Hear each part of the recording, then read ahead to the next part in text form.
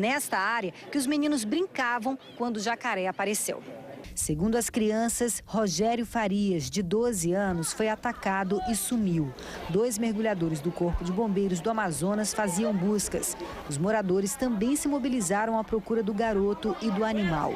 O pai procurava incansavelmente. Quem não foi para a água acompanhava de longe. É da comunidade da gente, né? A gente sempre está acompanhando o sofrimento também, né? Da família. Muito triste. Triste é demais, ó. O rio já está embaixo desta casa. Segundo Patrícia, que mora há mais de 10 anos aqui, ainda vai subir bastante e junto com a água vem o perigo, principalmente para as crianças. O que vocês têm medo aqui que apareça? Cobra, jacaré, porque a gente tem que andar por dentro d'água, né? Que não tem ponte. Muito emocionada, a mãe de Rogério não quis dar entrevista, mas sem o microfone falou dos últimos momentos com o filho. Ele saiu de manhã de casa. Ele saiu junto com outro irmão dele. O irmão dele foi pegar o ônibus, foi para Manaus. Eles saíram junto. Eu não mais falei com ele. O avô fez um alerta aos ribeirinhos.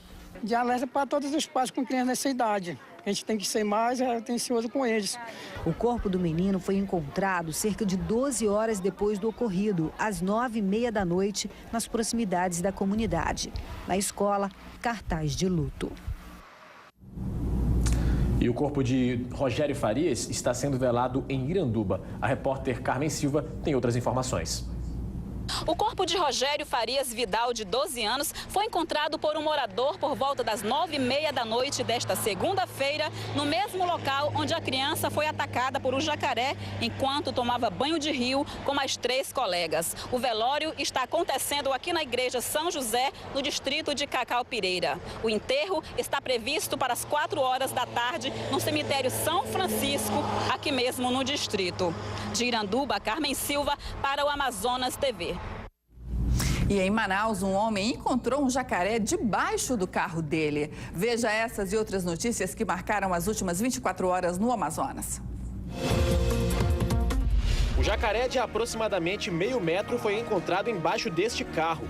O cachorro do dono do veículo foi quem percebeu a presença do animal. Segundo o eletricista Ronan Araújo, esse não foi o primeiro jacaré que apareceu na casa dele. No ano passado, outro foi encontrado nesta piscina.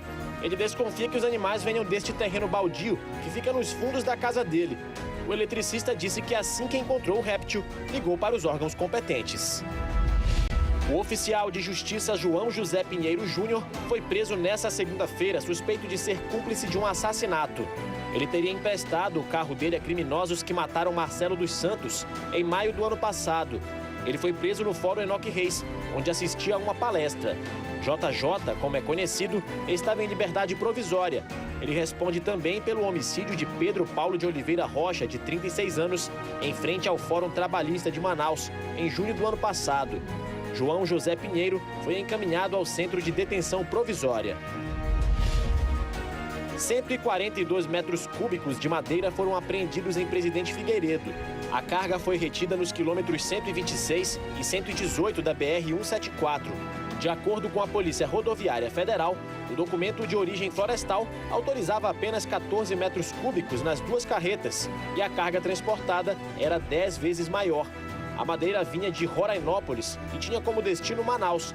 Os veículos e carga foram entregues aos fiscais de meio ambiente de Presidente Figueiredo, que estão no garajão municipal. Os 2 motoristas foram autuados e depois liberados. Bom, agora vamos falar do trânsito aqui em Manaus, né? Nós temos imagens aqui no nosso telão do nosso radar. Zona sul de Manaus, Avenida Tefé, indo em direção ao centro da cidade, cruzamento com a Duque de Caxias.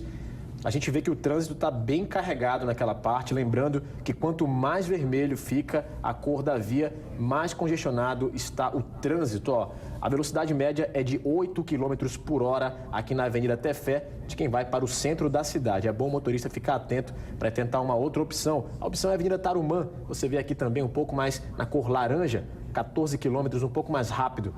Uma dica para o motorista, hein, Cláudio? Cruzando essas 2 vias, ali também vermelho a Duque de Caxias, com trânsito até que razoável. Os motoristas estão passando por lá a 12 km por hora nesse momento. A gente vai agora para o intervalo e volta em 2 minutos com mais uma reclamação sobre as péssimas condições das ruas do distrito.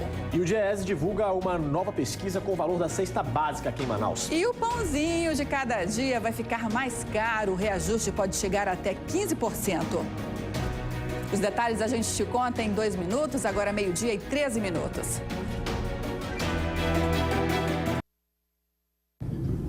Já estamos de volta com a participação do telespectador. Dá uma olhada agora em mais uma reclamação de quem precisa trafegar nas ruas do Distrito Industrial. O vídeo foi enviado para a nossa produção.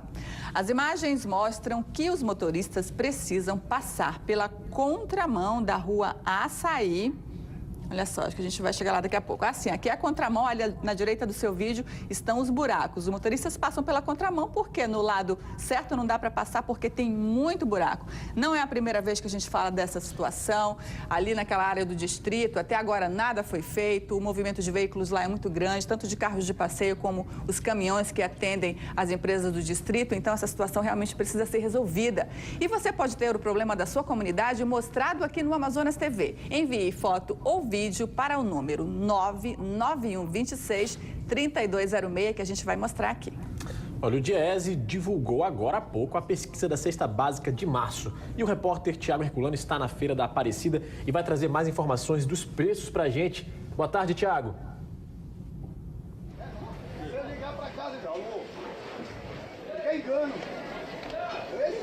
Boa tarde a todos que estão assistindo o Amazonas TV. Segundo o Diese, Manaus foi a capital do Brasil que apresentou a maior variação de preço mensal da cesta básica. O valor da cesta básica ficou em R$ 337,11, um aumento de 4,92%. E os produtos que mais aumentaram foram o feijão, com mais de 17%, o tomate com 16,9%, a banana com 8,83% e o óleo de soja com 6,5%. E quem vai tentar explicar, falar sobre essa variação de preço com a gente é o diretor técnico do Diese e também economista Inaldo Seixas. Inaldo, tem como explicar essa variação? Boa tarde a todos. Bom, no que diz respeito a alguns produtos, pode ser, por exemplo, o feijão, que pelo 3º mês consecutivo é o grande vilão na cesta básica de Manaus. Ele está em período de entre-safra e por aí você tem alguns problemas da oferta desse produto, que justamente agora o Conab, né, está fazendo alguns leilões para ver se equilibra esse preço. No caso do tomate, ele está em período de entre-safra também. Março é um período também de modificações de plantações. Nós tivemos chuvas, bastante chuvas agora no mês de fevereiro, e isso pode ter também levado a ter problema de oferta e da qualidade desses produtos, pois impactando no preço final do varejo desse produto. Na questão da banana, no caso aqui do Amazonas, nós temos também um impacto de cheias, né, ocorridas em algumas regiões, que pode ter impactado na diminuição da oferta desse produto. Em geral, a cesta básica do Amazonas foi puxada principalmente por esses 4 produtos que nós comentamos, né? O feijão, a banana, o tomate e o óleo de soja. Obrigado pela participação, diretor, por explicar um pouco essa variação. E nós estamos aqui na Feira da Aparecida. Essa aqui é a banca do seu Mário. Seu Mário, vem aqui com a gente. Por exemplo, aqui o tomate na banca do seu Mário está R$ 7,00 o quilo. E eu vou conversar com ele para saber como é que está essa questão da variação do preço do tomate. Como é que está o preço do tomate aqui nesse último mês, no mês agora que nós estamos? Bom, o preço continua razoável, porque nós estávamos vendendo a R$ 6,00 o quilo e aumentou R$ 1 só. Aí, por causa da estiagem lá em São Paulo, e nossa produção aqui não é o suficiente para suportar tanta gente para comprar. Mas, por enquanto, é o único produto aqui que aumentou de preço. E quem está vendo o Amazonas TV, chegar aqui e dizer, vi sua banca lá no Amazonas TV, ganha um desconto? Tem um desconto de 5% e a partir de R$ 50,00, 10% de desconto agora. Beleza, então o telespectador que estiver em casa, vem aqui na banca do seu Mário, na Feira da Aparecida. Obrigado, seu Mário. Mais de 40 anos de experiência. E agora eu vou mostrar rapidinho o valor de alguns produtos aqui que aumentaram, como o feijão. Nós temos aqui o feijão preto, que ele está a R$ 7,00 o quilo nesta banca aqui.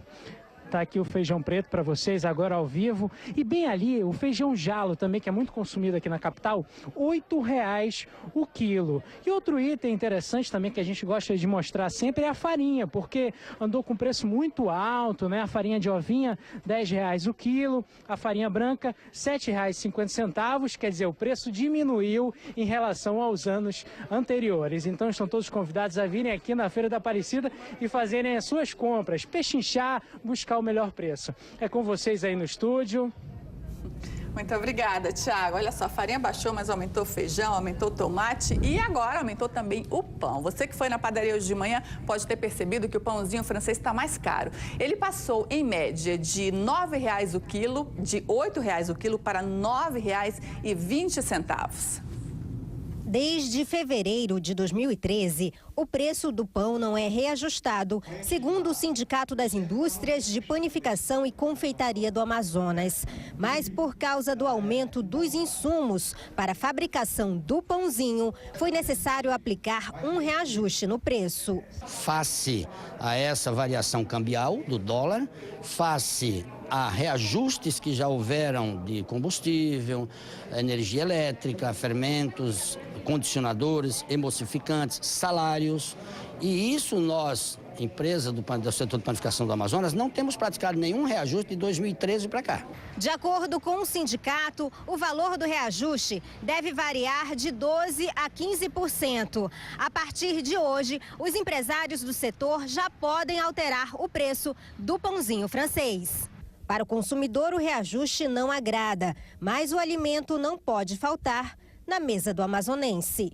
Não há como deixar de comer. É um alimento básico, todo mundo gosta. A gente tem que se adaptar, é o jeito.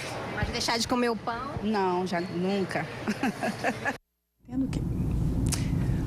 Olha, a obra da Avenida das Flores tem se tornado um grande problema para muitos moradores da zona norte de Manaus. Algumas ruas próximas ao local da obra foram bloqueadas logo que os trabalhos começaram. Agora, as máquinas foram embora e as ruas continuam bloqueadas, não foram liberadas, deixando muita gente sem passagem.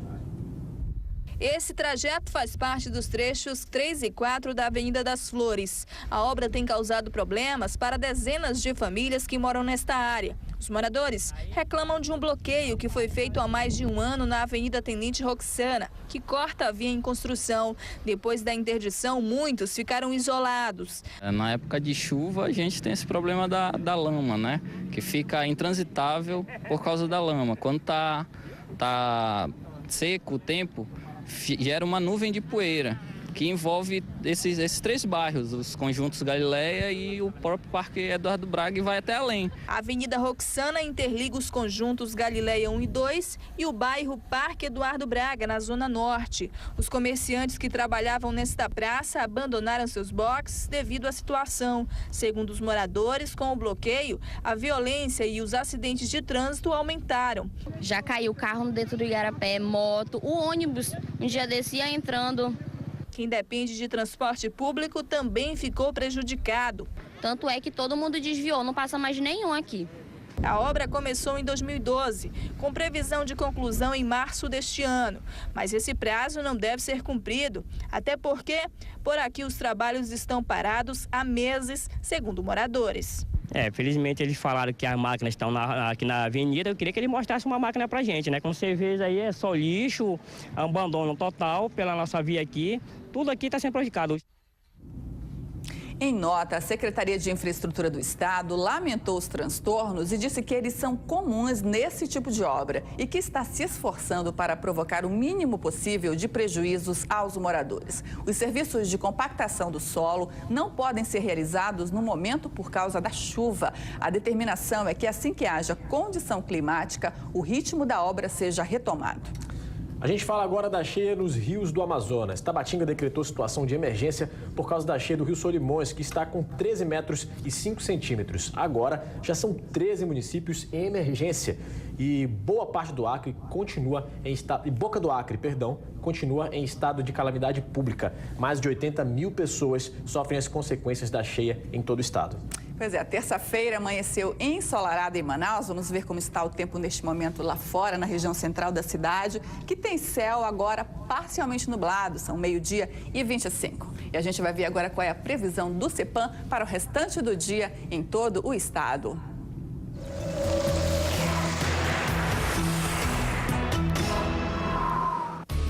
Segundo o Sistema de Proteção da Amazônia, em quase todo o Amazonas o tempo deve continuar instável e com bastante nebulosidade. Há ainda a previsão de várias pancadas de chuva até a noite. No norte do estado, podem ocorrer chuvas leves e isoladas no período da tarde. Em Manaus, a temperatura deve variar entre 25 e 33 graus. Em Parintins, mínima de 24 e máxima de 32 graus. E em Tefé, mínima de 24 graus e máxima de 33. Daqui a pouco, moradores denunciam desmatamento e invasão de terras na zona leste de Manaus. Grupo especial da PM é chamado para detonar explosivos deixados por criminosos em um caixa eletrônico que funciona dentro de uma padaria. E uma professora morre eletrocutada. O acidente foi em Presidente Figueiredo. O Amazonas TV volta daqui a pouquinho, 12h26.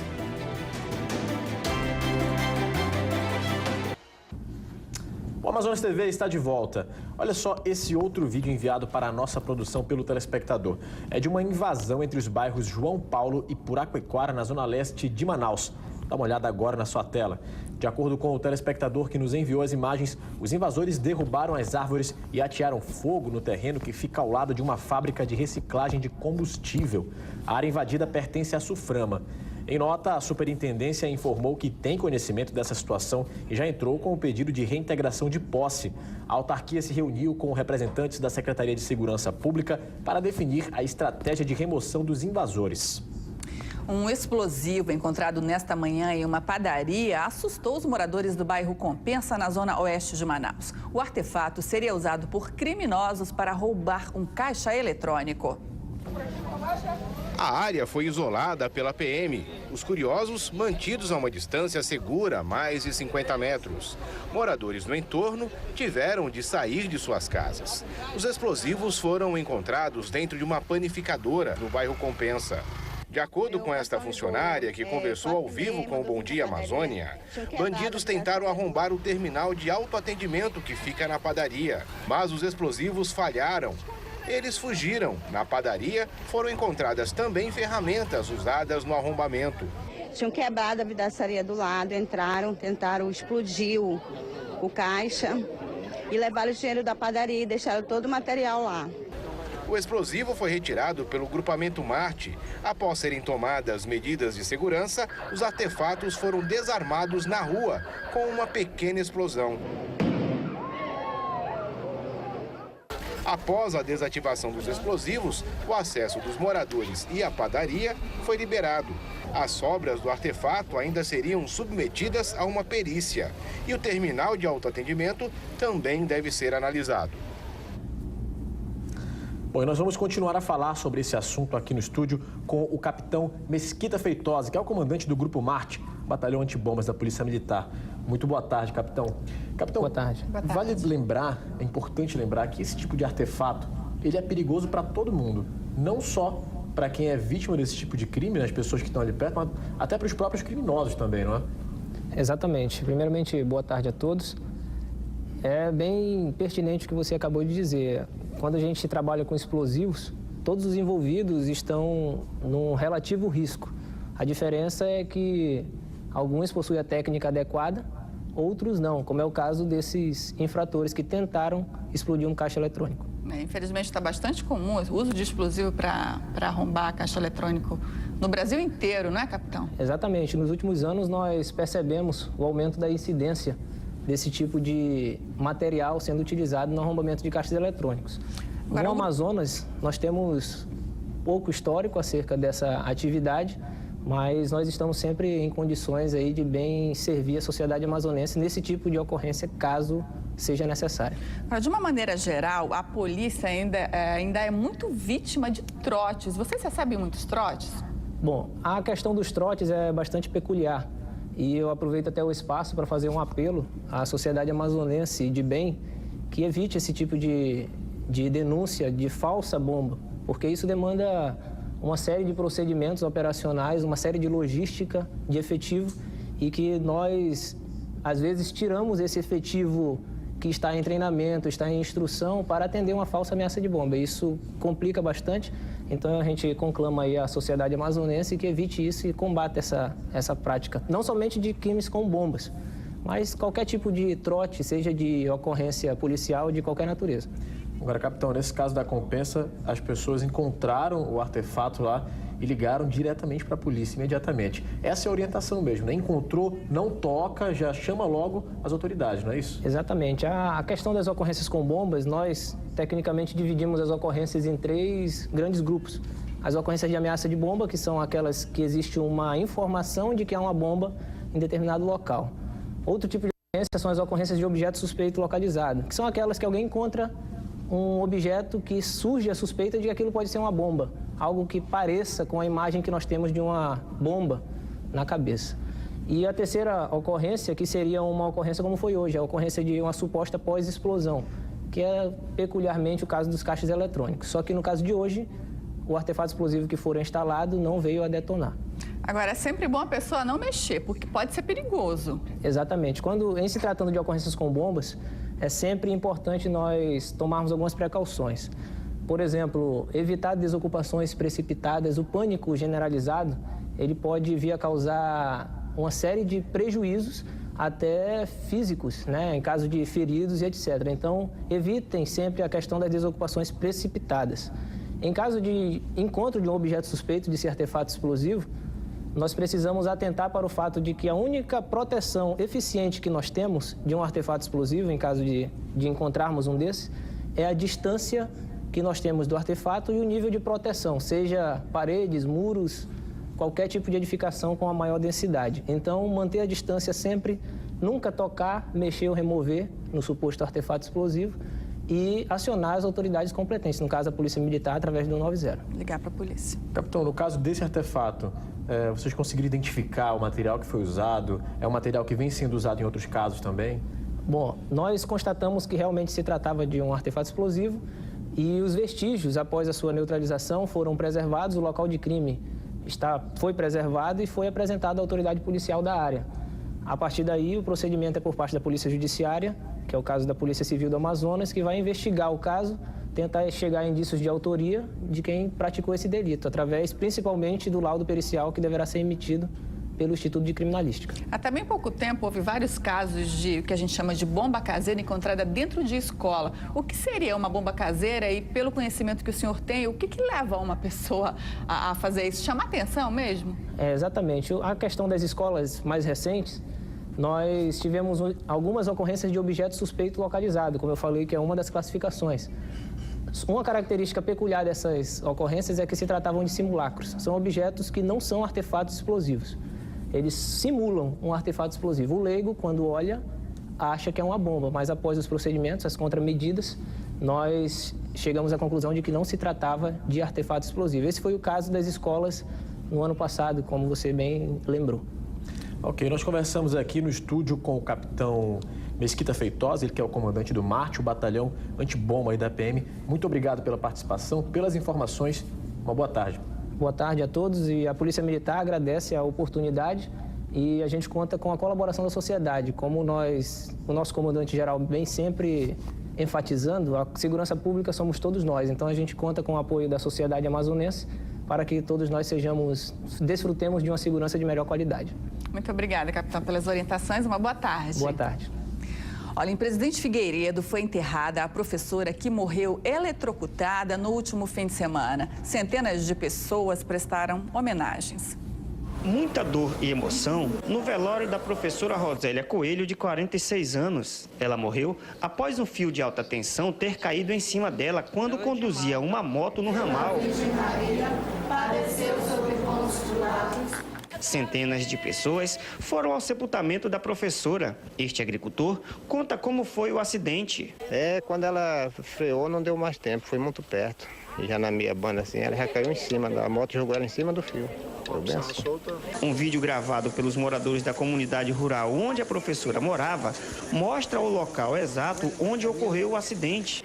O fio torou na hora da curva, como ele torou por causa da extensão do fio, porque são em 50 e 50 metros, 170 metros de um poste para o outro. Entendeu? Sabia que ia acontecer alguma coisa ali, que ia cair. De certeza, já tinha sido avisado a CEAM, mas eles não vão, que nem como do quebra-fio lá, entendeu? Eles não vão ajeitar os fios. Bem, segundo a assessoria da Amazonas Energia, o fio estava no chão por conta de ligações clandestinas feitas por moradores da área. A Amazonas Energia informou também que está prestando assistência à família da professora. A seguir, moradores do Japim reclamam do serviço de coleta de lixo no bairro. E ainda as ações do Dia Mundial da Saúde, comemorado hoje. Tem atividades físicas e palestras para quem quer melhorar a qualidade de vida. Agora, 12h38, a gente volta daqui a pouquinho. Hoje, o Rei do Gado, um grande sucesso que conquistou o Brasil e que vale a pena ver de novo.